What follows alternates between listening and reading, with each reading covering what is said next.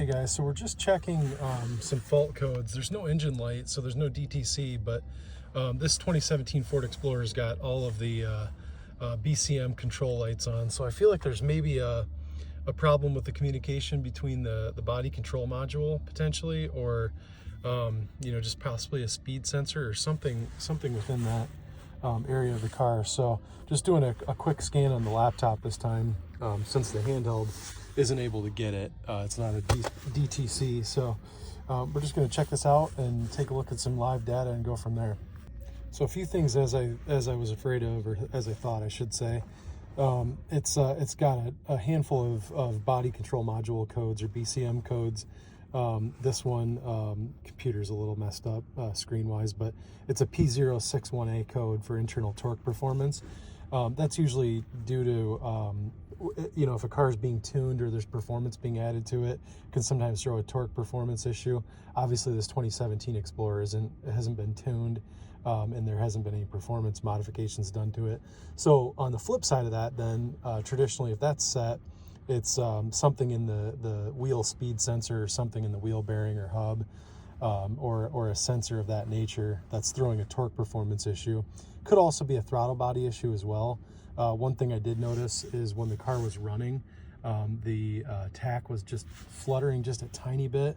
Wouldn't be enough probably for the owner to tell, but you can see it just sitting here. So it's possible there's a throttle body issue with the wiring or the throttle body itself. But then as you kind of scroll through a little bit further, the rest of these codes and issues kind of point more towards a BCM or body control module failure, or possibly even a wiring ground fault with the body control module. So we'll take a look at the module itself and just look at the wiring to see if there's any issues there. If not, we'll look to test the BCM itself, and then possibly have to replace the BCM. So just kind of flipping through a little bit further here though, you guys can see some of the rest of these codes. This one's ABS control module, which these are starting to not point towards the throttle body. The fluttering on the tach could just be a handful of things like O2 sensors, plugs, or something else, but that's not a problem. That's really not what we're concerned about here. But here's more codes. Right rear inner sensor. That's a B1B46 code. Just a handful of these. Right rear outer sensor, down into the body control module here. Tire pressure sensor, and I noticed that on the dash as well. There was only one tire that had a PSI reading, which was odd to me. The rest of them were all blank, but I think she got new tires recently too, so I thought potentially there was just an issue on the install and they messed up the sensors, but especially because one of them is reading, the rest aren't. So that may or may not be related to this. Nothing there. In the ABS area, again, tons of faults. Left front wheel speed sensor, which I had mentioned earlier, could be the speed sensors itself. But again, there's too many of these codes for these to all be the issues. So to me, it points towards, and there was something in here, I gotta find it again. Left front tone wheel, interesting. I found it in here at one point, just invalid data received even from the anti-lock braking system. So that still could be the module. But again, I almost wonder if there's a ground fault. There was something in here I saw that led me to believe that. No, I'm not seeing it, but something that led me to believe it might be a wiring ground fault. So, oh, here it is. This was a puddle lamp light. It's got a circuit short to battery. So there's a miscommunication here somewhere. So we're gonna check it out and go from there. I'm gonna fire it up though and take it for just a quick drive down the street just to make sure everything does work to a degree and that this car isn't unsafe to drive while we figure out the rest of it.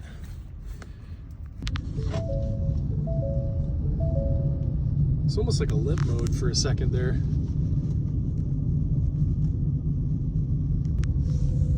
Getting all kinds of fault codes, obviously. Let's get going here. We seem to be okay for the most part, but definitely had like a limp mode, almost like a traction control holdback here for a second when we took off.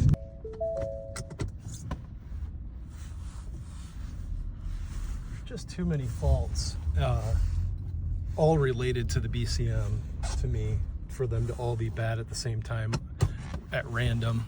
This car was just New York State inspected, so it really, it's really surprising to have thrown all of these codes right after that inspection. So I think it's that, but we'll see. I don't seem to be getting that limp mode feeling or that traction control issue on takeoff there, but you can feel there's really nothing of ECM interaction as far as like the ABS goes and the traction and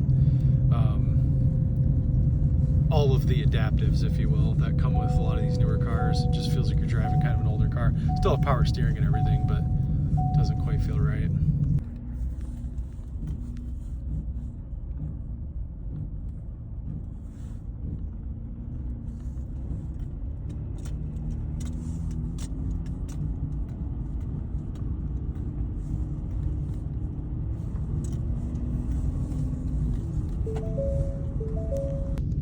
Okay guys, so we found our culprit. We're going about 20 mile an hour, and as you guys can see, the left front wheel speed sensor is reading 255 kilometers an hour, while the other ones are reading around 20 mile an hour, the speed we're going, or kilometers I should say. So it looks like it's a left front wheel speed sensor is the culprit to this Christmas tree of a dash. So it should be an easy fix. The wheel speed sensors are easy to replace. So you can kind of see this. It's a little hard to digest, but that one in the top hand corner there that's reading 42, that's kilometers an hour. We're going about 35 mile an hour. So you've got right front wheel speed sensor is reading normal. The left rear wheel speed sensor at the bottom here is reading normal. Driving, so I can't see the other one right now. The right rear wheel speed sensor is, of course, reading normal there. But the left rear, is it left rear? Yeah. Oh, left front, the one I thought it was, that I could hear when we were taking off, is not reading at all. It's basically failed. It's a failed reading of 255 kilometers an hour. It's probably the max range for the sensor itself, because it's either just went bad or it's damaged or something. So we should be able to just replace that, and then these we'll be able to do a cam reset and these will all go away.